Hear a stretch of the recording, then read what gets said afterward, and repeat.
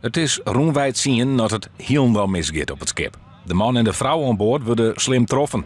De vrouw wordt door de klap uit het schip slingeren en bedarret door de kracht van de explosie in het water. Ze wordt door omstanders uit het water hellen. Bij het aanrijden van de eerste eenheden al kregen wij door dat het zou gaan om een gasexplosie aan boord. Voor beide slachtoffers is een mobiel medisch team ter plaatse gekomen. Een helikopter, één uit Groningen, één uit Amsterdam. Dus de toestand van de personen die kun je gewoon ronduit kritiek noemen. Het gebeurt alle keer, krekboeten ter henne. De boot leidt daar in het haventje van Herenziel tussen het Snitsermar en de Kapsteler Polen. Er zijn meerdere gasflessen aan boord geweest. Dus wij hebben als brandweer eigenlijk het eerste wat we gedaan hebben nadat wij de slachtoffers veilig hebben ondergebracht.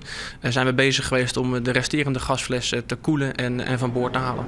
Het wrange taf al wel dat er krekt op nog geen 3 kilometer van de explosie 3 dagen oefenen is met meer dan 100 hulpverleners.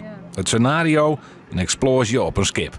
Een van onze boten was nog op de plek van de oefening. En dat was hemelsbreed een kilometer of 3 daar vandaan. En dat had ervoor zorgen dat je hem extra rap te plaatsen kon koen?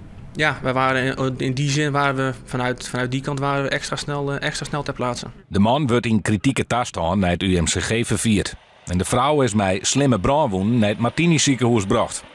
De brandwacht wil naar aanleiding van de explosie alle watersporters in Friesland waarschuwen met gebruiken van gasflessen. Controleer voordat je gaat beginnen, controleer je spullen.